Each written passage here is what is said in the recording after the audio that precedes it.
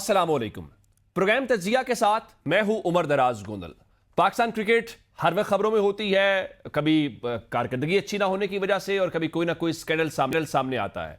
अब पाकिस्तान का एक अपनी प्रोडक्ट या अपना इवेंट पाकिस्तान सुपर लीग, उसमें कुछ चीजें सामने आई हैं। उसमें खासकर बॉल टेम्परिंग को लेकर फखर जमान जो खुद एक लंबा अरसा क्रिकेट में खेल चुके हैं, इंटरनेशनल लेवल पाकिस्तान को रिप्रेजेंट कर चुके हैं, आज उनके हवाले से चीजें सामने आई कि पाकिस्तान क्रिकेट बोर्ड ने उनके ऊपर 2 मैचेस की पाबंदी लगाई है। उसके अलावा लाहौर कलंदर्स के कुछ दीगर खिलाड़ी, जिसमें शाहीन शाह और सिकंदर रजा पर डिसिप्लिन की खिलाफ वर्जी है, क्योंकि लाहौर पुलिस ने बताया कि उन्होंने जो सिक्योरिटी का प्रोटोकॉल है उसको ब्रीच किया। उससे भी ज्यादा चंद रोज पहले हमने ये देखा कि नसीम शाह के हवाले से एक ट्वीट होता है। उस ट्वीट के हवाले से पहले वो कहते हैं उनका अकाउंट हैक हो गया, फिर अनकंडीशनल अपॉलॉजी की तरफ जाते हैं, उनकी सजा। इसके ऊपर हम प्रोग्राम के पहले हिस्से में बात करेंगे। फिर ईरान और अमेरिका का जो तनाजा है उसके अंदर अब अमेरिका के सदर ये कहते हैं कि जनाब आए खुद से खुलवाएं आबनाए हुर्मज या फिर हमसे तेल खरीदें। और उससे भी कहीं ज्यादा अमेरिका जब ये कहे कि इस वॉर की जो कॉस्ट है वो खलीजी ममालिक अदा करें, और खलीजी ममालिक में से यूएई कहे कि नहीं हमारा नुकसान हुआ है, ईरान हमें अदा करे। और फिर प्रोग्राम के तीसरे हिस्से में आज इस्लामाबाद हाई कोर्ट के अंदर इमरान खान और पीटीआई से मुंसलिक जो केसेस हैं उनकी समाअत हुई और 6 अप्रैल तक मामला चला गया है। अब इसके बीच में क्या कुछ हो सकता है, फिर लॉकडाउन की जो बातें हैं उसके ऊपर हमने बात करनी है। प्रोग्राम के पहले हिस्से में आज हमने दावत दी है, स्पोर्ट्स के ऊपर एक अथॉरिटी माने जाते हैं, स्पोर्ट्स एनालिस्ट नुमान नियाज साहब हमारे साथ मौजूद है। नुमान साहब, आपके वक्त का बहुत शुक्रिया। मुझे ये बताइए कि ये जो अचानक से नसीम शाह, शाहीन शाह अफरीदी, ये पाकिस्तान में बिजनेस एज यूजुअल है या हम अपने खिलाड़ियों के डिसिप्लिन के हवाले से ऐसे ही चलते हैं बस? देखें, इसमें first and foremost thank you so very much for inviting me on your show. यार, सबसे पहले तो एक चीज़ है कि मुझे मैं क्या कहूँ, थोड़ी सी आयरनी है और आयरॉनिक है कि ये PSL 11 रज़मताज़ के साथ शुरू होनी थी, फिर अनफॉर्चुनेटली जियोपॉलिटिकल रीजंस की वजह से इसको महदूद कर दिया गया। 2 सेंटर्स तक क्राउड के बगैर मैचेस अब तक हो रहे हैं फिल वक्त। और फिर जो सलमान नसीर हैं, chief executive officer of the PSL, इन्होंने जो कप्तान हैं 8 फ्रेंचाइजेस के, उनसे ओथ लिया था, जिस ओथ में कहा गया था कि हम बेस्ट कंपटीशन करेंगे, ऑन फील्ड हमारा रवैया और ऑफ फील्ड बेहतरीन होगा। और ये करने के बाद ये कभी PSL की हिस्ट्री में नहीं हुआ था कि इतने ऊपर नीचे मसाइल हो गए। कोविड में ब्रीचेस हुए थे, सिक्योरिटी ब्रीचेस भी हुए, मेडिकल बबल के भी जो हैं वो ब्रीचेस हुए थे, बट ये कुछ अनयूजुअल हुआ कि भी शुरू ही हुआ और एक के बाद एक जो है आपने मसला देखा। रीज़न मैं आपको बता सकता हूँ। एक तो जिस तरह अब हमारी गेम जो है, मैं ये तो नहीं कहूँगा क्रिकेट बोर्ड, बट गेम पूरी ड्रिवन हो गई हुई है, सोशल मीडिया ड्रिवन है। फिर आपके जो क्रिकेटर्स हैं, शायद हमारी सोशल मीडिया ड्रिवन है या पॉलिटिकल ड्रिवन है? मैं समझता हूँ जी, पॉलिटिकल तो बैक एंड पे है, बट सोशल मीडिया ड्रिवन भी है। ठीक। और जो दूसरी अनफॉर्चुनेट चीज हुई कि ये जो एजेंट्स वगैरह आए, गो के कईयों को तो NOC दिया गया PCB की तरफ से भी, but I don't know back and कितनी इन्वेस्टिगेशन उनकी प्रोफाइलिंग हुई। उन्होंने काफी इन प्लेयर्स की मेंटालिटी को चेंज किया है। ठीक। अब यहाँ तक है कि कुछ ऐसे मैनेजर्स भी हैं जो ये कहते हैं कि जी हम आपका करियर बना देंगे, हम आपको खिलवा देंगे। ठीक। सो जब आप इस तरफ चले जाएं, then you tend to fall astray. अब जो आपने ये नसीम शाह वाला जो इंसिडेंट हुआ है, अब आपकी वो बात आती है कि हमारी इतनी पॉलिटिकली पोलराइज सोसाइटी हो चुकी है कि वो नॉइज बहुत क्रिएट होती है। मैं नुमान साहब आपको रोक के जरा मैं एक और सवाल खासकर नसीम के हवाले से, समझते हैं कि जो उनकी सजा हुई है वो फेयर सजा है, इतनी ही सजा बनती थी अगर प्रोपोर्शनली बात की जाए, या आप समझते हैं कि पॉलिटिकल मोटिवेटेड है? अगर वहां पे सोशल मीडिया ड्रिवन है तो यहां पे भी कोई पॉलिटिकली शायद सेटिस्फाई किसी को किया गया है, या कम से कम ये कहा गया कि देखें हमने इलाज कर दिया है? नहीं, इसमें आप देखें, आप जितना सोचना चाहे सोच सकते हैं, क्योंकि हम ऑब्वियसली डाइवर्स हैं, पॉलिटिकली भी डाइवर्स हैं। लेकिन अगर मैं पॉलिटिक्स को एक साइड पर रख के एक प्रैग्मेटिक एनालिसिस करूं, हाँ। तो जब आप एक कॉन्ट्रैक्ट साइन करते हैं तो आप SOPs होती हैं और कुछ आपके TORs होते हैं जो आपने फॉलो करने होते हैं और आपकी ऑब्लिगेशंस होते हैं। It is just like a government servant है, ठीक। वो ना जुडिशरी पे बोल सकता है, ना पॉलिटिक्स पे बोल सकता है, ना वो जो है मिलिट्री स्टैब्लिशमेंट पे बोल सकता ठीक। है, फिट एंड स्क्वायर। तो इसी तरह जब आप पाकिस्तान के एम्बेसडर हैं, you are playing for Pakistan, और आप पाकिस्तान के क्रिकेटर हैं, और आपने आपका जो गवर्निंग अथॉरिटी है वो पाकिस्तान क्रिकेट बोर्ड है, ठीक। आप सिर्फ एक जाविये से देख रहे हैं कि उन्होंने एक खास पॉलिटिकली मोटिवेटेड ट्वीट कर दी, हम्म, लेकिन आप ये नहीं देख रहे कि उसमें ये लिखा, जो उसका टोटल आप कहेंगे सब्जेक्ट था, वो सारा डायरेक्टली पॉइंट आउट करता था पाकिस्तान क्रिकेट बोर्ड पे भी। राइट। क्योंकि क्रिकेट बोर्ड के बारे में भी तो तनकीद हो गई ना, कि अगर आप इस तरह का जो है वो वेलकम दे रहे हैं, तो आप अपनी ही ऑर्गेनाइजेशन को, जो कि आपको तनख्वाह देती है और जो आपको आपकी गवर्निंग अथॉरिटी, अब उनको भी क्रिटिसाइज लेकिन करें। नोमान साहब, उसमें कहा जा रहा है, जिस तरह आपने मैनेजर्स की बात की है, कि अगर आप सोशल मीडिया मैनेजर को हटा रहे हैं या बैन कर रहे हैं तो उसको अलग से सजा है। फिर प्रोपोर्शनली देखा जाए तो फिर नसीम शाह या तो ये कहे ना कि नसीम शाह ने खुद से ट्वीट किया है, अगर सोशल मीडिया टीम ने किया है तो वो आपने उसका इलाज कर दिया, उसके बाद नसीम शाह को इतनी सजा मिलना, इस पे सवाल है कि एक वक्त में दो लोगों को दो सजाएं कैसे हो सकती हैं?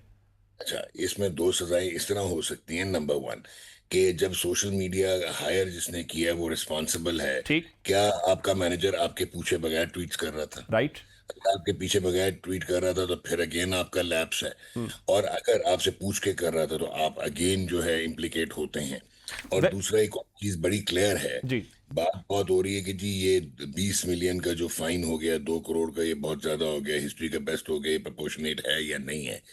इस ब्रीच पे जब आप वायलेशन करते हैं, आप छोड़ दें पॉलिटिक्स को, ठीक। जब आप वायलेशन करते हैं कोड ऑफ कंडक्ट की, तो आपको बैन भी किया जा सकता था, आपको 1 साल का 2 साल का बैन लगाया जा ठीक। सकता था, आपको पीएसएल से सस्पेंड किया जा सकता था कोड ऑफ कंडक्ट पे। तो ये जो फाइन है, उसमें उस जाविये से मैं अगर देखूं, अनफॉर्चुनेटली हुआ ये है कि जितनी भी डेवलप्ड क्रिकेट बोर्ड्स होते हैं, उन्होंने ऑफेंसेस के आगे जो है क्वांटिफाई किया होता है कि ये लेवल 1, लेवल 2, लेवल 3, लेवल 4, उसमें ये पेनल्टीज होंगी। ठीक। अगर आपकी पेनल्टीज थी नहीं और आप सबसर्विएंट हैं टू क्रिकेट बोर्ड, क्योंकि आप उनके सिग्नेटरी हैं उनके कॉन्ट्रैक्ट के ठीक। सेंट्रली, अगर उन्होंने एक डिसिप्लिनरी कमेटी बना दी और डिसिप्लिनरी कमेटी ने जो भी फाइन कर दिया, अगर वो डिमार्केटेड नहीं था, तो आप चैलेंज नहीं कर सकते। ठीक। सो आप ये जरूर कह सकते हैं, मैं भी ये कहूंगा कि प्रोपोर्शनेट फाइन प्रोपोर्शनेट नहीं लगता, बट ऑफेंस जो कमिट हुआ है। Very right. अच्छा, मैं ऑफेंस के हवाले से कंपैरिजन चाह रहा हूं। अब एक तो ये कहिए कि फखर जमान साहब एक लंबे अरसे से पाकिस्तान को रिप्रेजेंट कर चुके हैं, इंटरनेशनल क्रिकेट खेल चुके हैं, ये उनकी तरफ से बॉल टेम्परिंग फिर उन पर साबित होना, ये कहना भी शायद हम खुद से कहें तो दुरुस्त नहीं है कि बॉल टेम्परिंग और पाकिस्तान का चोली दामन का हमारे ऊपर तो पहली बहुत तनकीद वेस्टर्न मीडिया करता है, इंडिया करता है, जब हम खुद उनको मौका दे रहे हैं। अब एक जने बॉल टेम्परिंग है, 2 मैचेस की पाबंदी लगाते हैं, दूसरी जन एक ट्वीट है और उसकी बुनियाद पर 2 करोड़ लगाते हैं। इस पे क्या कहेंगे आप? ओके, अब अगेन मैंने अभी आपको वही बात की कि अगर तो आपके क्वांटिफाइड पनिशमेंट्स हों तो आप डिबेट नहीं कर सकते। ठीक। तो ये जो बॉल टेम्परिंग है, ये आइडेंटिफाइड है। ये वैसे तो खैर 1950s में भी होती रही, आर्थर मेले बर्ड लाइन लगाते थे, फिर वैसलीन लगाते थे जॉन लीवर। और एक तो ये पाकिस्तान पे रिस्ट्रिक्टेड नहीं है, क्योंकि पाकिस्तान रिवर्स स्विंग बॉला करता था, तो वो आप मेन स्ट्रीम मीडिया में आ गए। अदरवाइज चाहे जिमी एंडरसन हो, चाहे अपना आपके सचिन तेंदुलकर हों, चाहे आपके राहुल द्रविड़ हों, माइकल एथरटन हों, और अगर आपने देखा हो वो सैंडगेट स्कैंडल में तो ऑस्ट्रेलिया ने इसको सीरियसली लिया था। उन्होंने कहा था कि यार ये बड़ी लेम सी पनिशमेंट है, 1-2 मैच की सस्पेंशन। तो उन्होंने 1 साल के लिए करियर थ्रेटन कर दिए थे। स्टीव स्मिथ को कप्तानी से हटा दिया, डेविड वार्नर को बैन कर दिया, कैमरून बैंक्रॉफ्ट का करियर खत्म हो गया। तो उन्होंने इसको उतने, मैं भी वही समझता हूँ कि वर्क एथिक्स की जब बात आती है, इंटेग्रिटी की बात आती है, आपने बहुत ही रिफ्लेक्ट पुअरली किया है इसने पाकिस्तान सुपर लीग की क्रेडिबिलिटी को, तो ये एग्जैक्टली हुई है। लेकिन अनफॉर्चुनेटली क्योंकि क्वांटिफाइड है, इन पे लेवल 3 ऑफेंस लगा है, जिसमें 4 से 8 डिमेरिट पॉइंट्स होते हैं और 1 से 2 मैच की सस्पेंशन होती है। अब अगर पाकिस्तान क्रिकेट बोर्ड या पाकिस्तान सुपर लीग की मैनेजमेंट चाहती कि इसको मजीद इंटेग्रिटी पे लेके जाती, तो वो फॉलो कर सकते थे, जिस तरह क्रिकेट ऑस्ट्रेलिया ने इससे अबव एक डिसीजन लिया था। बट पेनल्टी यही बनती थी ठीक। ना। जब 5 रन डिडक्ट हुए, मैच हार गया लाहौर कलंदर, ना उन्होंने चैलेंज किया। और उसके बाद अब देखना कि ये फखर टेक्निकल कमेटी में जा सकते हैं, वो जाएंगे या नहीं जाएंगे। ये है कि it's a proven case of altering the state of very right. हमने प्रॉब्लम्स की बात कर ली, इश्यूज की बात कर ली, सोल्यूशन के हवाले से बात करना जरूरी है। हम पाकिस्तान क्रिकेट के हवाले से बहुत सारी, हमने मोहम्मद आसिफ, सलमान बट, मोहम्मद आमिर जैसे खिलाड़ी खो दिए इन वजूहात की वजह से। कहा जाता है कि हम खिलाड़ियों को एजुकेट नहीं करते या उनको अवेयर नहीं करते। आप समझते हैं कि आज भी वही प्रॉब्लम है, वही लैक कर रहे हैं, चाहे वो नसीम शाह का हो या जो दीगर खिलाड़ियों का इस वक्त मामला बना है? अगर उनको इस हवाले से साथ साथ अवेयर किया जाए, गाइड किया जाए, एजुकेट किया जाए, तो शायद चीजें थोड़ी डिफरेंट हो जाए। देखें, आपने बहुत अच्छी बात की है, सवाल में जवाब भी दिया है। अनफॉर्चुनेटली हमारे यहाँ, मैंने आपको कहा ना, पॉलिटिकल नॉइज भी होती है और वो एक्स्ट्रा टेरिटोरियल फैक्टर्स भी इम्पेक्ट कर रहे होते हम्म। हैं। जो तगड़े प्रोफेशनली रन क्रिकेट बोर्ड्स होते हैं दुनिया में, उनको ये नॉइज मुतासिर नहीं करती और वो अपने रूल्स एंड ठीक। रेगुलेशन पे और कट फॉर रोड लोग चलाते हैं। हमारे यहाँ मैच फिक्सिंग में आपने, अगर आपको याद हो, जस्टिस कयूम रिपोर्ट, जी। एक पूरा हवा था और उसके बाद बीच में से एक खोदा पहाड़ निकला चूहा, क्योंकि बहुत सारों को ऐसे लगा कि आपने विंक कर दिया और छोड़ दिया, hmm. You let them off. बाद में आपने उन्हीं लोगों को वापस बोर्ड क्रिकेटिंग में में ले लिया। इंटीग्रेट कर लिया, हम्म। तो डेटरेंस कहाँ गई? मेरे ख्याल में अगर आप 99 2000 में एक सवेयर स्टेप ले लेते तो हम्म। शायद 2010 ना होता, हम्म। फिर पीएसएल में वो चीजें ना होती जो फिक्सिंग की थी। तो जब तक आप professionally run cut for role लोगों के साथ नहीं लेके चलेंगे और आप एक प्रोसेस ड्रिवन पाथवे नहीं आइडेंटिफाई करेंगे, it's not only the cricketing pathway, cricket is an industry जो ये पैरेलल्स हैं इसके साथ, जिसमें एथिक्स आती हैं, वर्क हम्म। एथिक्स आती है, इंटेग्रिटी आती है, डिसिप्लिन आता है। ठीक। वो जब तक आप नहीं कर पाएंगे, अगर आप एक को छूट दे देंगे, दूसरे को आप रख लेंगे, आपने उनको रखा होगा जो कि एक जमाने में कंडेम्ड थे, हम्म। तो फिर ऑब्वियसली आप कोई इतनी अच्छी डेटरेंस क्रिएट करते नहीं है। बड़ा तो हाई हाई राइटली टाइम। आपने इसको कंक्लूड किया और डेटरेंस का लफ्ज आपने इस्तेमाल किया। नुमान नियाज़ साहब, आपका शुक्रिया अदा करेंगे। और चूंकि डेटरेंस दिफा का एक लफ्ज है, तो हम ब्रेक पे जा रहे हैं। जब ब्रेक से वापस आएंगे तो ईरान के हवाले से डेटरेंस, दिफा, वहां क्या चल रहा है जंग के बारे में, उसके बारे में बात करते हैं ब्रेक के बाद। Welcome back. ईरान वाला मामला अब काफी हफ्ते हो गए हैं, मिलिट्री बिल्डअप भी हो रहा है, मुज़ाकरात भी हैं। एक खबर आती है और खबर वॉल स्ट्रीट जर्नल देता है, जो अमेरिका का मीडिया है, कि अमरीकी सदर जो हैं वो अब आबनाए हुर्मुज़ खुलवाए बिना भी जंग खत्म करने के ऊपर तैयार नजर आ रहे हैं।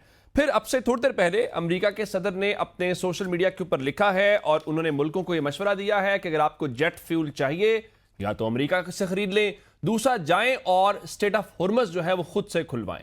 उससे भी कहीं ज्यादा एक और अहम चीज जो व्हाइट हाउस की तर्जुमान ने बताया कि अमेरिकी सदर जो हैं वो अरब मुल्कों से मुतालबा कर सकते हैं कि कॉस्ट ऑफ वॉर जो है उसमें आप भी कोई हिस्सा डालें। यही मॉडल वो नेटो के हवाले से बात कर चुके हैं।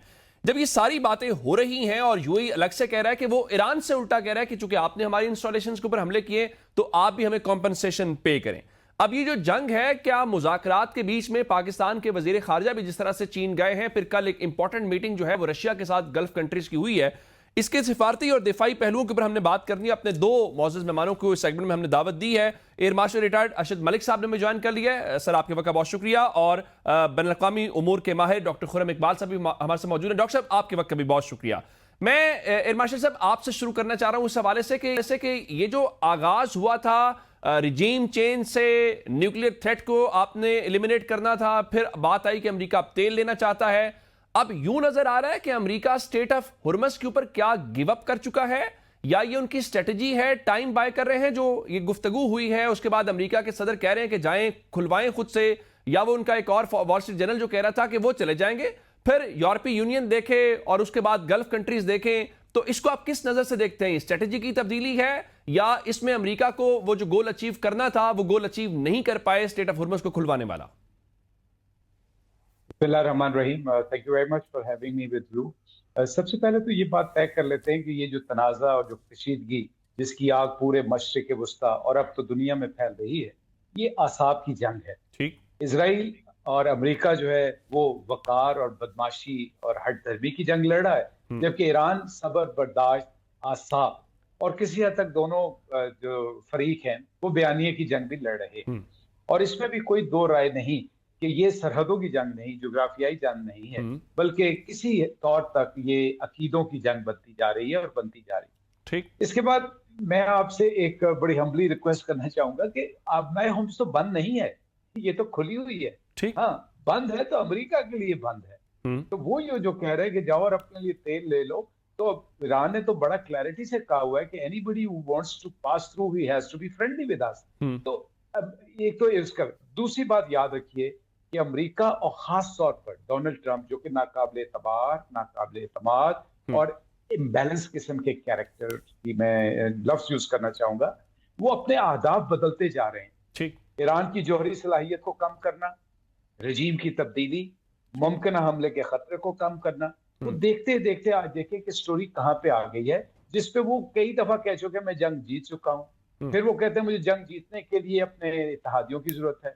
और ये कितनी बड़ी उम्मत मुसलमान, जो हमारी उम्मत मुसलमान है, खलीजी ममालिक है, मैं तो समझता हूं उनकी वहदत का इम्तिहान है, और वो मुस्लिम जो तकसीम हुए हुए हैं, और हम कोई जज्बाती रद्द-ए-अमल उनसे नहीं चाहते। ठीक। हम ये चाहते हैं कि अगर नेटो, अगर फ्रांस, जर्मनी और सबसे बढ़ के बरतानिया अमेरिका का साथ नहीं दे रहा, फ्रांस की तो पेरिस की बात छोड़ दे, तो फिर ये कहां से इनके अंदर ये वहदत आएगी कि ये सोचना शुरू कर दें कि हम पैसे डाल के, देखिए इनका भी तिया पांचा हो चुका, ठीक। इनकी जो पॉलिसीज थी वो खत्म हो चुकी, इनकी सोच खत्म हो चुकी। तो अब ये जो एक फेस सेविंग है डोनाल्ड ट्रंप के लिए, उसके लिए ये पैंतरे आप बदल इसको कर फेस सेविंग जो है इवेलुएट करें। डॉक्टर साहब, मैं आपसे जानना चाह रहा हूं कि जिस तरीके से पाकिस्तान ने पहले भी कहा कि चीन ऑन बोर्ड है, फिर आज इसहाक डार साहब की जो मीटिंग है, उसके बाद जो जीसीसी ममालिक की कल रशिया के साथ मुलाकात हुई है, ऑनलाइन वो मीटिंग थी, ये क्या चेंज है? और फिर कल ये बड़ा हैरान कुन था, एक तो गल्फ कंट्रीज खुद नुकसान बर्दाश्त कर रहे हैं इस जंग की वजह से कि आपके बिलियंस ऑफ डॉलर्स का लॉस है, उसके बाद अगर अमेरिका ये इंडिकेटर दे कि आप कॉस्ट ऑफ वॉर के अंदर जो है वो पार्टिसिपेट करें या जितना आप उसमें कुछ ना कुछ मदद कर सकते हैं, ये क्या है? क्योंकि री अलाइनमेंट की बहुत बात पहले भी हो रही है, ये इस हवाले से क्लैरिटी नहीं है अमेरिका के एंड के ऊपर, या वो इस तरह से जब जंग के वो नताइज हासिल नहीं कर पा रहा तो उसको समझ नहीं आ रही कि अपने एलाइज को साथ रखना है, एलाइज पे बर्डन करना है। अब आपको क्या नजर आ रहा है इसके अंदर? देखिए, ट्रंप के बारे में या अमेरिका के बारे में ये कहना कि वो क्लैरिटी नहीं रखते हैं, शायद it will be an understatement. America बहुत क्लियर है, ट्रंप भी बहुत क्लियर है। ये जानबूझ के एक फॉग क्रिएट करते हैं ईरान के हवाले पे, और उस फॉग से ये अपने तस्वीराती मकासद हासिल करते हैं। मिसाल के तौर पे जब अमेरिका ने ईरान पर हमला किया, ये वो वक्त था जब मुज़ाकरात अमेरिका और ईरान के बज़ाहिर फैसला कुन मरहले में दाखिल हो चुके थे। तो ट्रंप ने पूरी दुनिया को ये बावर करवाए रखा कि हम मुज़ाकरात कर रहे हैं, लेकिन जब वो मुज़ाकरात फैसला कुन मरहले में पहुंचे, इन्होंने ईरान पर हमला कर दिया। अब भी ये मुज़ाकरात का बहाना करके ये ईरान में अपनी ग्राउंड फोर्सेस शायद उतारना चाह रहे हो, और इस चीज की तरफ इशारा ईरान के वजीर खारजा ने भी किया था। क्या हासिल करना चाहता है अमेरिका? अमेरिका क्या हासिल करना चाहता है, इसको समझने के लिए आपको ट्रंप को समझना पड़ेगा। ट्रंप एक इवेंजेलिकल क्रिश्चियन है। ट्रंप के इर्द गिर्द जो लोग मौजूद हैं वो इवेंजेलिकल क्रिश्चियंस हैं। वो इस जंग को एज आर्मागेडोन देख रहे हैं, वो इसको आखिरी जंग देख रहे हैं, मसीह की री अपीयरेंस से पहले की आखिरी जंग। तो जब तक वो ईरान को मुकम्मल डिस्ट्रॉय नहीं कर लेते हैं, ये अपने तस्वीराती मकासद हासिल नहीं कर पाएंगे। जहां तक अमन का ताल्लुक है, अमन के लिए अमेरिका की तरफ देखना अब्स है।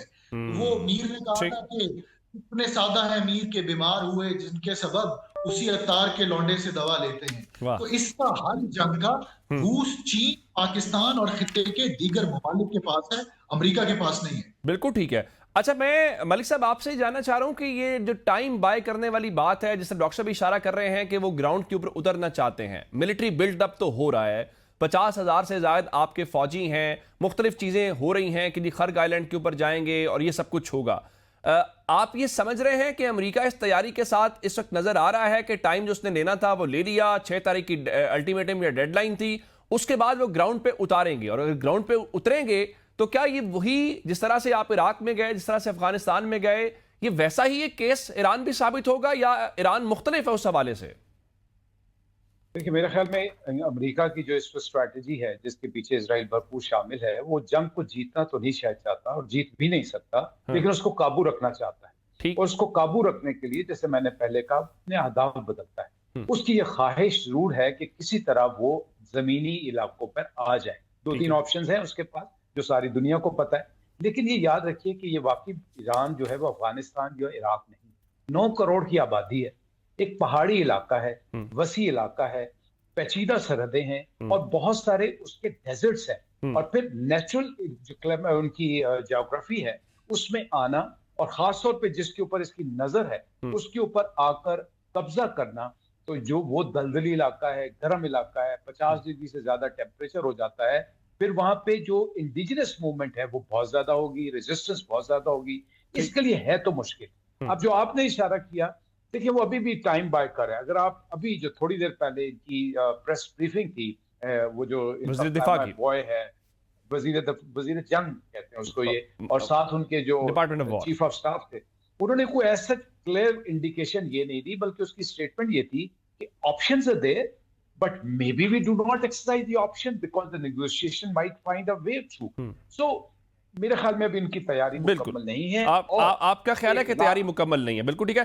डॉक्टर साहब, मैं आपसे जानना ये चाह रहा हूं कि इस वॉर के हवाले से कहा जा रहा है कि एक तो चले जो गैस को लेकर, पेट्रोलियम को लेकर जो दुनिया $100 बिलियन से ज्यादा की कॉस्ट पड़ी है, फिर जो इकोनॉमीज के ऊपर फर्क पड़ा, ये जो अमेरिका ये कह रहा है कि जंग भी हम शुरू करें, उस जंग की बुनियाद के ऊपर नुकसान भी खलीजी ममालिक उठाएं, फिर खलीजी ममालिक पार्टिसिपेट करें उस कॉस्ट के अंदर, फिर उससे भी ज्यादा जो करकाश इनके एडवाइजर हैं यूएई के प्रेसिडेंट के, वो कहते हैं कि ईरान हमें करे, हमें कॉम्पनसेट करे। ये इक्वेशन क्या है? यानी ये जिस तरह से कहा जाता है कि वॉर इकोनॉमी, इसको वॉर इकोनॉमी के तौर पे ट्रीट किया जा रहा है, ये आपकी इसके ऊपर क्या टेक है? अमेरिका और ट्रंप इस वक्त कुछ भी कह सकते हैं। ट्रंप ने बहुत बड़े बड़े दावे किए। उन्होंने एक दावा ये भी किया कि ईरान ने मुझे अपना सुप्रीम लीडर बनाने के लिए दावत दी है। उन्होंने एक दावा ये भी किया कि अब नाए हुर्मुज को अब स्ट्रेट ऑफ हुर्मुज नहीं बल्कि स्ट्रेट ऑफ ट्रंप कहा जाएगा। लेकिन बात यह है कि असल में हो क्या रहा है, अमेरिका क्या कह रहा है, it does not really matter. लेकिन अमेरिका ने जो कुछ किया है, इस करतूत के बाद अमेरिका ने खुद एक नए आलमी निजाम का रास्ता हमवार कर दिया है। यही वजह है कि अमेरिका, चीन और रूस खास तौर पर वो बड़े तस्वीराती सब्र के साथ इस वॉर को रिस्पॉन्ड कर रहे हैं, क्योंकि वो समझते हैं कि अमेरिका जितनी गलतियां करेगा ईरान में, चीन और रूस के लिए उतनी ही स्पेस क्रिएट होगी, और हो भी रही है। इससे पहले अमेरिका ने वेनेजुएला पर तकरीबन हमला किया, अमेरिका ने क्यूबा की ऑयल एम्बार्गो उस पर मुसल्लत की, रूस ने उस एम्बार्गो का मुकाबला करने के लिए वहां पर ऑयल सप्लाई शुरू। इसी तरह ईरान के हवाले से रूस इंटेलिजेंस में बहुत मुआवनत कर रहा है। तो रूस और चीन यकीनन चाहेंगे कि अमेरिका ईरान में फंसा रहे जब तक कि इनके ताबूत में आखिरी कील ना ठोक दी जाए। Very dead.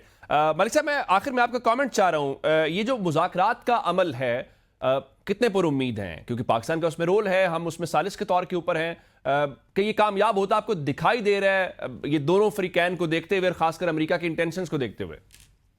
इसमें दो बातें अर्ज करूंगा। पहला तो पाकिस्तान का रोल आपने देखा, दूसरा आपने रशिया का जिक्र किया, तीसरा एक बहुत इंपॉर्टेंट जो डेवलपमेंट हुई वो उर्दन, कतर और सऊदी अरब की भी मुशावरत उसमें शामिल जी। और उसमें ये बात बड़ी गौर तलब है कि उसमें यूएई शामिल नहीं था। मेरे ख्याल में कोई भी जंग हो दुनिया में, आज हो, कल हो या पिछली जंगें हो, उनका नतीजा टेबल पे ही निकलता है। बिल्कुल ठीक। टाइम लग सकता है, बट मैं इस पे बड़ा उम्मीद हूं और ये खुशाइंद है, और खास तौर पे पाकिस्तान के रोल पे मुझे बड़ी खुशी है, अल्हम्दुलिल्लाह। So I am looking at from the positive end. आप बड़ी पॉसिबिलिटी देख रहे हैं कि उसमें से कोई ना कोई ब्रेक थ्रू होगा। पर अपने दोनों मौजूद मेहमानों का, air marshal retired Arshad Malik साहब का, डॉक्टर खुर्रम इकबाल साहब, शुक्रिया अदा करूंगा। ब्रेक का कहा जा रहा है, जब ब्रेक के बाद वापस आएंगे, कुछ केसेस, लोकल पॉलिटिक्स, लेकिन एक ब्रेक के बाद। वेलकम बैक जी। सियासी मामला ज़ाहिर है पाकिस्तान के चलते रहते हैं, और आज भी इस्लामाबाद हाई कोर्ट के अंदर खान साहब के केसेस थे, वो 6 अप्रैल तक केस मुलतवी हो गया है, फिर मुलाकात आज भी नहीं हुई। उसके बाद 28वीं तरमीम और लॉकडाउन की बातें हैं। दो मौजूद मेहमान ज्वाइन कर चुके हैं, तारुफ करवा देता हूँ। पाकिस्तान तहरीक इंसाफ से अमजद खान न्याजी साहब हैं, और पाकिस्तान मुस्लिम लीग नून से राना शहरियार साहब हैं। दोनों मेहमानों ने ज्वाइन कर लिया, आपके वक्त का बहुत शुक्रिया। एक तो मैं राना साहब आपसे शुरू करना चाह रहा हूँ, एक तो ये कहिए कि कोई लॉकडाउन की तैयारी कर रहे हैं आप? क्योंकि कल जो मीटिंग हुई उसमें तो कम से कम इत्तेफाक नहीं हुआ, तो बहुत सारे लोग ये भी दावा कर रहे हैं कि अभी भी ऑन बोर्ड है या ऑन कार्ड्स है, तो लॉकडाउन हो सकता है? जी, बिस्मिल्लाहिर्रहमानिर्रहीम। जी गोंदल साहब, ये डेली जो सिचुएशन क्रिएट हो रही है, तो उसके ऊपर सारा इसको वॉच किया जा रहा है, लेकिन ये भी एक ऑप्शन मौजूद है कि लॉकडाउन लगाया जाए, लेकिन अभी तक इसके ऊपर जो है वो इत्तेफाक राय नहीं हो सका, जिसकी वजह से अभी कहना जो है कबल अज वक्त है कि लॉकडाउन लगेगा। लेकिन कोशिश ये की जा रही है कि लॉकडाउन के बगैर ही जो मामलात हैं उनको स्ट्रीमलाइन किया जाए। हालात आपके सामने हैं कि इंटरनेशनल जो प्रेशर है, और पाकिस्तान तो डायरेक्टली उसका अफेक्ट हुआ है इस वॉर की वजह से, लेकिन कोशिश यही है कि अवाम तक इस प्रेशर को पास ऑन ना किया जाए। ठीक। उसको गवर्नमेंट जो है वो खुद अब्जॉर्ब कर रही है जब तक वो कर सकेगी। लेकिन अगर खुदा ना खास्ता कोई ऐसी सिचुएशन आई कि इसे ऑब्जर्वेशन ना हुई, तो फिर इसका भी कोई जमातों के साथ मिलके कोई एक पूरा जो है सिस्टम बनाया जाएगा बिल्कुल इंशाल्लाह। ठीक, आप कह रहे हैं कि रूल आउट उसको नहीं करें। न्याजी साहब, ये जी आज भी खान साहब के केसेस लगे हुए थे, चला गया 6 अप्रैल तक मामला, फिर जमानतें, क्योंकि यही कहा जा रहा है कि सजा सस्पेंड करें जब तक मरकजी अपील के ऊपर फैसला नहीं होता। फिर आज भी अडयाला के अंदर किसी किस्म की मुलाकात नहीं हुई। यूं लग रहा है कि एक तो चले जंग की वजह से डोमेस्टिक पॉलिटिक्स जरा उस तरह से नहीं हो रही, स्ट्रीमलाइन नहीं है। दूसरा लग रहा है कि पीटीआई भी अब प्रेशर जो माजी में था वो भी उस तरह से कोई प्रेशर नहीं है अब। गोंदल सबसे बड़ा जो आज देखें आपने, जैसे खुद आपने कहा कि दो थी, एक मरकजी अपीलें थी और एक सस्पेंशन ही, और दोनों के लिए अलग अलग कवानीन है। लेकिन बदकिस्मती से दोनों पे जो है वो बहस भी 900 की। हमारे वकला जो है वो कहते रहे कि जी आप सस्पेंशन पे बात करें, लेकिन वहां बात नहीं करने दी गई और फिर कहा गया कि आप जाके खान साहब से मिले, और वहां पे मुलाकात भी फिर नहीं करनी दी गई। तो बुनियादी हकूक का और फिर इंसाफ का जो मैं समझ तकाजा तो यही था कि इंसाफ होता और बुनियादी हकूक का मुलाकात होती, लेकिन दोनों जो है वो नापैद हो चुकी हैं चीजें। तो इस हालात में भी पाकिस्तान तहरीक इंसाफ जो सरवाइव कर रही है, वो अपनी मिसाल आप है कि पाकिस्तान की तारीख में कभी भी किसी पार्टी ने इतना फेस नहीं किया जो अब हम फेस कर रहे हैं, और हमारी लीडरशिप भी फेस कर रही है इसमें। तो आपका ये कहना कि जी सरगर्म नहीं है, उतने ही सरगर्म है। हाँ, इंटरनेशनली मामला जो है थोड़े कॉन्फ्लिक्ट में है, और एक बड़ी जंग जो है, अल्लाह ना करे कि तीसरी आलमी जंग की तरफ मामला चले जाएं, अल्लाह बेहतरी करे कि सुलझ जाएं ये चीजें। क्योंकि अगर ये आगे की तरफ जाते हैं तो जिस तरह आपने देखा होगा कि कसाद बाजारी है, अफरात ज़र है, और इसी तरह मईशत जो बड़ी बड़ी मईशतें हैं वो मेरे ख्याल में वो भी सरवाइव नहीं कर रही। छोटी मईशत क्या सरवाइव करेगी? तो ये हालात हैं आपके। आप इस माहौल के अंदर जो है वो अल्लाह खैर ही करे ठीक। और रहम भी करे। ये अब पता नहीं, आप मुस्लिम लीग नून से रहम मांग रहे हैं, जरा मैं राना साहब से पूछता हूँ। राना साहब, ये आप ही कुछ रहम करें, मुलाकात भी नहीं होने दे रहे। पहले कहते थे कि इस वजह से नहीं है, सियासी बयान नहीं है, रमजान में भी, ईद पर भी, ये तो मामूल में भी कैदियों की मुलाकातें हो जाती हैं। ये आप लोग तो कुछ ज्यादा ही सख्ती, पता नहीं जंग का फायदा उठा रहे हैं या क्या कर रहे हैं आप? नहीं गोंदल साहब, जंग का फायदा नहीं है। बेसिकली इशू जो है ना वो है सिक्योरिटी का भी, और कुछ ऐसे मामला बने हुए मुल्क के अंदर। सिर्फ एक कैदी की सिक्योरिटी का मसला है? जी, एक कैदी की सिक्योरिटी का मसला तो ऐसा सच नहीं है। कानून सबके लिए जो है वो बराबर है, और जेल के जो कवायद है वो सबके लिए बराबर है। लेकिन इशू बताऊं क्या है? इशू ये है कि मेरे भाई इधर बैठे हुए न्याजी साहब, इशू यहाँ पे प्रॉब्लम ये आ जाती है कि इस टाइम जो हमारा मुल्क है ये इंतशार का मुतमल नहीं है। बिल्कुल खान साहब की मुलाकात होनी चाहिए, और उनकी मुलाकात करानी भी चाहिए क्योंकि उनका राइट है। होनी चाहिए, करवानी चाहिए। राना साहब, ये हर बार कहते हैं, करवानी किसने है? पंजाब मैं उसी तरफ आ रहा हूँ। आप देखें, जब मुलाकातें हो रही थी उस टाइम प्रॉब्लम ये क्रिएट हुआ कि जब लोग अंदर जाते थे तो वो एक ऐसा नया नुक्ता लेके आ जाते थे जिसकी बिना के ऊपर मुल्क के अंदर जो इंतशार फैलाने की कोशिश की जाती थी। फिर वो एक नया जो है वो डगर पे इनकी पार्टी निकल जाती थी।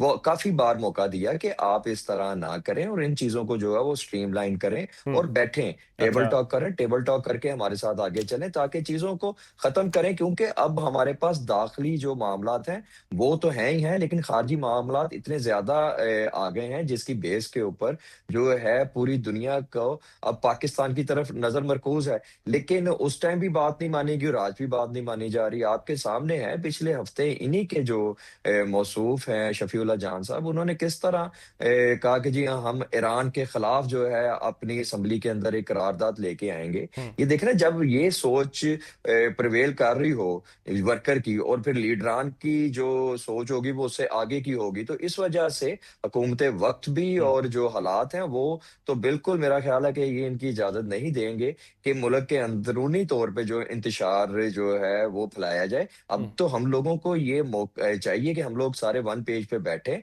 पाकिस्तान के अंदर जो इस टाइम हालात जंग की वजह से क्रिएट हुए हैं, उसका कोई जो है एक वन सोच पे आए, वन टेबल पे आए और उसको जो है पाकिस्तान को इन हालात में से बाहर निकालें, इस मुश्किलात में से बाहर निकालें। आपके सामने है कि जो हालात हैं इस टाइम दुनिया के अंदर, पेट्रोल जो है वो डेली बेसिस के ऊपर ऊपर नीचे फ्लक्चुएट हो रहा है और पाकिस्तानी गवर्नमेंट जो है वो बड़े बहादुरी के साथ इस सारे सिस्टम का जो प्रेशर है वो अपने ऊपर जो है वो दबाव बर्दाश्त कर रही है। ठीक। और ये आप 2 दिन पहले देखें कि पेट्रोल की प्राइसेस को प्राइम मिनिस्टर साहब ने बिल्कुल बढ़ने नहीं दिया, अवाम तक पास ऑन नहीं होने दिया। अगर एक्चुअल पोजीशन देखी जाए तो पेट्रोल 550 से ऊपर जाके जो है वो बिल्कुल ठीक है। गिरता जरा है मैं और न्याजी साहब से 750 यही पे बातें उनके डीजल सामने खड़ी रखना होती चाह है। रहा हूं। न्याजी साहब, ये जो एक पेज के ऊपर आने वाली बात है, हमने जो गुज़श्ता रोज इजलास था उसमें सोहेल आफरीदी साहब को उसमें भी शरीक होते देखा, फिर आज जॉइंट स्टीयरिंग कमेटी का जिसमें विफाकी नुमाइंदे थे उसमें भी थे, फिर वो वजीर खजाना से मिले। यूं लग रहा है कि पीटीआई अब सिस्टम से भरपूर ताउन कर रही है, जो कि राना साहब कह रहे हैं कि ताउन करना चाहिए, ऑलरेडी कर रहे हैं, उसके बावजूद कोई स्पेस नजर नहीं आ रही। फिर क्या फैसला हुआ है? तहरीक की तरफ नहीं जाना, बस ठीक है सिस्टम के अंदर रहते हुए जो आप सर्वाइवल का लफ्ज इस्तेमाल कर रहे थे वही कुछ करना है? गोंदल असल में समझने की जरूरत है। देखिए, पाकिस्तान तहरीक इंसाफ एक अपना नजरिया, एक सोच रखती है।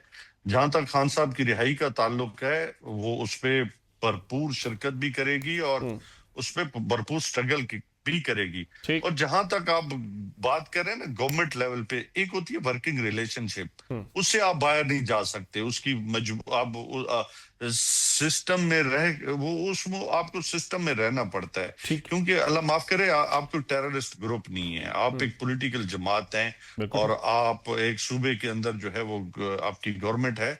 आप ये तो नहीं कर सकते, हमारे बेशक हम फेडरल गवर्नमेंट की जो लेजिटिमेसी है उसको, उसके ऊपर हमारा क्वेश्चन मार्क है। हम समझते हैं कि ये हमारा मैंडेट था, ये हमारी गवर्नमेंट थी, लोगों ने हमें वोट दिया, इसके ऊपर हमारा स्टिल वही स्टांस है। लेकिन आप इस चूंकि एक सिस्टम चल रहा है, उसको आपने उसको वर्किंग रिलेशनशिप में लेके भी आना आपकी मजबूरी है। ठीक। अदरवाइज देखें, आप कोई तलवारें लेके, पुराना जमाना तो नहीं है कि तलवारें लेके जैसे पुराने जमाने होता है, एक सूबा जो है वो कभी कभी स्टेट के खिलाफ खड़ा हो नहीं, जाता न्याजी था। साहब आपका आर्गुमेंट ठीक है, सियासी जमात जो है वो सियासत ही करेगी, लेकिन हमने ये देखा है कि आप तहरीक की बात कर रहे हैं, लेकिन वो जो जिस तरीके से बार बार आप आते थे, एहतजाज, धरना, उसमें कुछ थोड़ी सी तहरीक इंसाफ या तो बहुत एहतियात कर रही है या फिर फैसला ये है कि बाकी जरा एक बार ताउन करके भी देख लिया जाए। नहीं गोंदल, देखें उसके लिए चूंकि खान साहब ने मुकर्रर किया, अलामा साहब को भी और महमूद अचकजई साहब को भी, उसके लिए वैसे वो हमेशा कहां पे है देखिए अचकजई साहब और अल्लामा राजा नासिर अब्बास साहब कहां पे हैं आजकल? देखिए उनकी वो बिल्कुल इधर ही हैं, इस्लामाबाद ही हैं। कोई ये नहीं है कि वो हमेशा फ्रंट सपोर्ट से लीड भी करते हैं, चीजें देख भी रहे हैं, समझदार भी हैं। कोई वो नहीं है कि कोई जाती मफाद के लिए खान साहब ने अगर उनको मुकर्रर किया है, अगर जिम्मेदारी दी है, तो समझदार लोग हैं, जज्बाती लोग नहीं है, सीजनल लोग हैं और सीजनल पॉलिटिशियन हैं। ये नहीं है कि वक्त के धारे में बह जाएंगे, यकीनन सोच रखते हैं। पाकिस्तान की सबसे बड़ी जमात के जो पॉपुलर लीडर हैं इमरान खान साहब, उनके लिए उनकी स्ट्रगल रहेगी, हमें पूरी उम्मीद है। बिल्कुल ठीक है। राना साहब, ये जो बात पहले मैंने की न्याजी साहब से कि सोहेल आफरीदी देखे उस मीटिंग में बैठे हुए थे, आज भी जॉइंट स्टीयरिंग कमेटी हो या वफाकी वजीर खजाना के साथ मुलाकात हो, वो सिस्टम में तो रह के आपसे ताउन भी कर रहे हैं, इवन ये जो जंग वाले मामलात हैं उस चीज़ को भी लेके। लेकिन आपकी तरफ से मुज़ाकरात की बात तो हमने सुनी थी ना, मुज़ाकरात शुरू हुए हैं, प्राइमा फशाई कोई पीटीआई के लिए स्पेस भी आपकी तरफ से नहीं है, सच तो यही है। जी गोंदल साहब, वो है ना मकूला देर आए दुरुस्त आयद। प्रॉब्लम ये है कि आपको याद होगी जब 2 वैसे वीक ये पहले आप भी तहरीक इंसाफ को कहने का मौका फराहम करें ताकि न्याजी साहब भी यही दोहरा सकें। जी बिल्कुल जी, इंशाल्लाह ये वक्त जो है वो बताएगा। लेकिन मैं यहाँ पे अपनी बात कंप्लीट करना चाहता हूँ कि 2 हफ्ता पहले जब आपको याद होगा पाक अफगान वार स्टार्ट हुई थी 2-3 हफ्ते पहले, तो उस टाइम गवर्नमेंट के नुमाइंदगान प्राइम मिनिस्टर साहब ने महमूद खान अचकजई साहब के पास और इलामा साहब के पास राना सनाउल्ला खान साहब को भेजा कि हम लोग जो कौमी सलामती की एक मीटिंग कर रहे हैं उसके अंदर आप तशरीफ लाएं और अपनी जो पार्टी की नुमाइंदगी करते हुए, अपोजिशन की नुमाइंदगी करते हुए, तो आप इन चीजों को हमारे साथ बैठे और चीजों को स्ट्रीमलाइन करें क्योंकि कौमी सलामती का मामला है। ठीक। अच्छा, उन्होंने उस टाइम तो कह दिया कि हम आएंगे, लेकिन जब उन्होंने जमात के अंदर और अपोजिशन जमातों के साथ बैठ के मशवरा किया तो उन्होंने स्ट्रेट फॉरवर्ड रिफ्यूज कर दिया। देखिए, ये वो चीजें हैं कि जिसकी बिना के ऊपर गवर्नमेंट भी कुछ स्ट्रिक्ट फैसले ले लेती है कि यार जब गवर्नमेंट ने एक कौमी सलामती के मामले के ऊपर सारी समाज ख्वाह वो अपोजिशन की तरफ से हो, उनको बुलाया भी है लेकिन ये तशरीफ नहीं ला रहे, तो इसका मतलब तो ये है कि उन्होंने जो उस टाइम शराइत रखी थी कि वो मुल्क के ऊपर अपनी जात को मुकद्दम समझते हैं, ना कि ये मुल्क की जो सलामती है उसको ज्यादा मुकद्दम समझते हैं। लेकिन उसके ठीक। बावजूद अब जिस तरह ये चीफ मिनिस्टर साहब प्ले कर रहे हैं, मैं कह रहा हूँ कि बहुत अच्छी बात है आप और उसको इंशाल्लाह अप्रिशिएट ये कर रहे हैं। सारी मेरे चीजें मेरे जी मेरे बिल्कुल प्रोग्राम का अप्रिशिएट वक्त कर खत्म रहे हो गया है। मैं हैं। जी अपने बिल्कुल, दोनों जी मोअज़्ज़ज़ बिल्कुल मेहमानों का अप्रिशिएट शुक्रिया अदा करते हुए, वरना मैं जरूर गुफ्तगू को आगे बढ़ाता। अमजद खान न्याजी साहब और राना शहरियार साहब, आप दोनों का शुक्रिया अदा करेंगे। नाज़रीन, आज के लिए इतना ही, हमें इजाजत दीजिएगा। खुदा हाफ़िज़।